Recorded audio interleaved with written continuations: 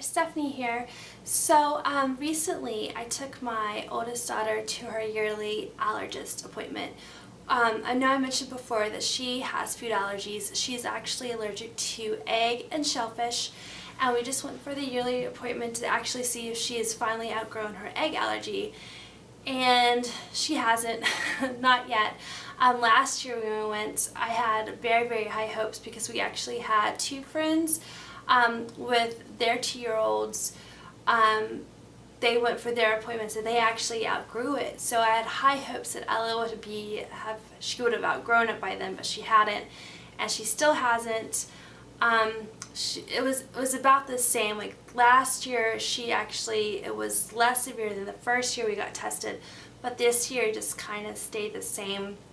And we hadn't had any accidental exposure or anything like that, but it's the same. It is what it is. We don't have to change anything. We just have to keep doing what we're doing and just keep avoiding egg. But I kind of wanted to share how I found out about her allergy and like that process, that kind of thing, like what we went through, because I know, as like a first-time parent, as a new parent, you don't really know about, like, I never even suspected that she would have a food allergy because my husband and I, we don't have food allergies. We've never been allergic to anything, so I never thought, the feeling like it won't happen to us or it can't happen to us, kind of like that.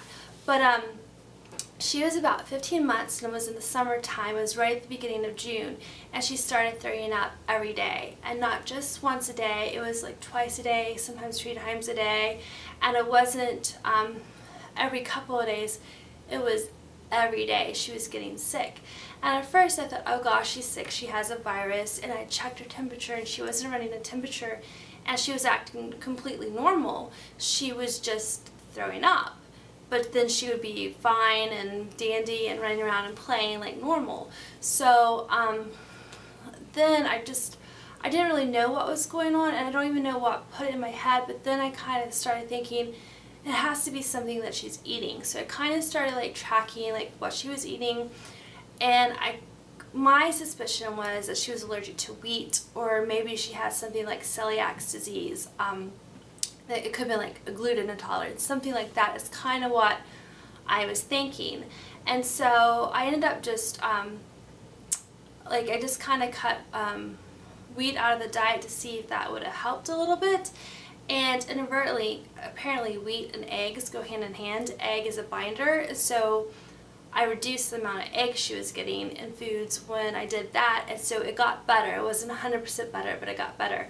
But finally, and like all in that process when I was doing that, we were in contact with her pediatrician, and finally we got in to see the pediatrician, and she decided to just do a blood test. And there's actually a blood test that you can do for certain food allergies, for certain foods. She did dairy, wheat, oats, egg, and you can do egg whites and egg yolk and egg.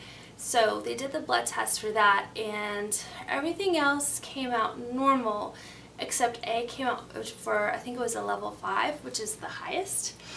And so my pediatrician calls and she goes, do you know that Ella is allergic to egg? I had no idea, not a clue. But so from there, she referred us to an allergist. And unfortunately, that allergist that she referred us to, by this time, it was in July, like all that process of trying to figure out what was going on, it was July, and they could not see us until the end of September. They couldn't get us in, and so I kind of had an idea what was going on, but I didn't know if there was anything else, that was making her sick or anything, and I wanted to get her in, and I wanted to know now, like, what was going on. So, love my pediatrician. She referred us to another allergist that she highly recommended also, and he was able to work us in, no problem. I called and said, told him exactly what was going on, and he got us in within the next couple of days. And they did the little scratch test, and they tested for lots and lots of things, because he asked me what my suspicions were and looked at the results from the blood test. So he tested for all those things again, just in case. Especially the oats, because the oats came up a little higher, although she never seemed to have a reaction to oats, which So he went and did that with the scratch test. They did peanuts, shellfish, like a lot of the fruit, strawberries, watermelon, I think like cantaloupe, like everything. Like they just did a big array of different foods that she could have been allergic to. And actually 2 things came up that she was allergic to. It was the egg, which we knew. The oats was actually okay. It didn't react at all. And shellfish. And so they told me with shellfish that sometimes in children that young, it could be a fluke that it would come up, but they would test it again in a year, just kind of be cautious of it. So I was a little worried because egg, it was making her sick, but egg is one that doesn't really cause an anaphylactic shock or an anaphylactic reaction, which that's so scary. But I know shellfish can cause an anaphylactic reaction, so I was kind of a little nervous and worried about that. But he gave us EpiPens and everything, so I always carry my EpiPen on me. It's always on my person wherever we go. But so after that, he said we just come back in a year and we get retested, just have to avoid everything. So I've gotten really good at making like vegan cupcakes and muffins and things, and making sure for birthday parties, when we go to birthday parties, it's very sad when they have the big cake out and like cookies and things, and my little girl will ask, can I have a piece of cake? And I'm like, you can't. And she knows. She'll say now, she goes, I'm allergic to egg. And I'm like, yeah, you are. But that part's a little hard, but I usually try to take a treat with us or whatever. So we went back the next year to get retested, and shellfish came up again. And it's one of those where our allergist said, they don't really grow shellfish, but they'll keep an eye on it. And this year he didn't even like retest it again. He's like, I think we'll just wait a couple more years before we retest for that. But he did retest for the egg, and like I said, still allergic. And something else that I wanted to mention that I didn't know was skin conditions can be a sign, like eczema can be a sign of an allergy, in particular an egg allergy. And so, hindsight 2020, right? And my daughter, she had extremely bad eczema. And then at some point when she was like 4 months, on her head and her forehead, she got like a severe rash.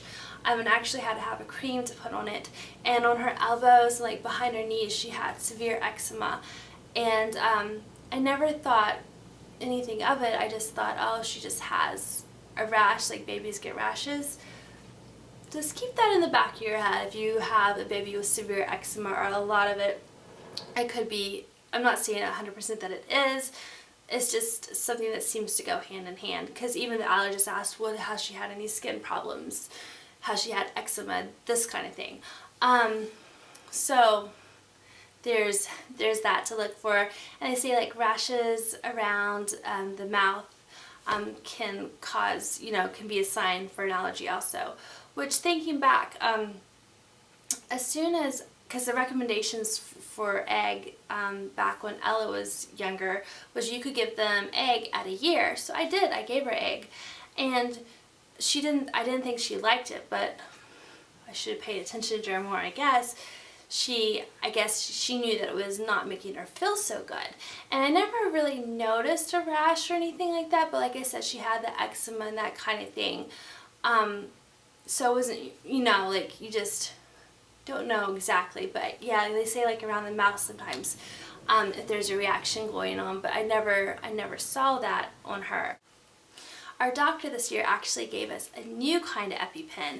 So the old one that we used to carry around looks like this, the EpiPen Junior. There's a new one now, and it looks like this. It's a little more compact, and it actually talks to you. So it will talk to you through the steps. If you ever have to use it, it'll tell you exactly what to do. It will count down as long as you have to keep it compressed. Which is kind of neat, because I didn't even know they made the kind that talk to you, and they actually have the testers. They always give you a tester with any EpiPen. Like this one they have a tester for, and this one, but the tester actually talks to you too, so you know exactly what's going on, which is kind of cool. And I like that these are a little more compact, so they don't take up as much space in my bag when I carry them, because I carry them with me everywhere that I go. And also with this one, they actually gave me a coupon because they're new, and our insurance is pretty good covering prescriptions and things. But when I went to get the prescription, it came up as I was going to have to pay $75. But the doctor gave me a coupon for it, and it was free. So I don't know if we can't get a coupon next year. I probably will just go back to this normal one. But for now, since I was able to get these for free, I decided to try these out. You know, since we have to carry them, might as well try them, because they both do the same thing. They're just, one talks to you and one doesn't. So that is kind of like my little experience with food allergies, how we discovered it. It's not, fortunately for us, egg isn't too big of a deal. It's not that hard to avoid. We just have to check labels. And like I said, like I've gotten pretty good about figuring out how to make things without egg. Like baked goods is the tricky part, because like I said before, egg is used as a binder a lot. Shellfish is another. It's more serious. Have to be a little more careful. Like when we go get sushi, if we go to a seafood restaurant, especially when we travel to the beach, when they use like the same deep fryers and things, it's just something to be cautious about. But yeah, that's my experience with it. So I definitely wanted to share, because I know like it's one thing, like I hear people having allergies, but I never really knew how they necessarily like discovered them, or how they found out about them. So I thought I would share. Until I see you next time, take care.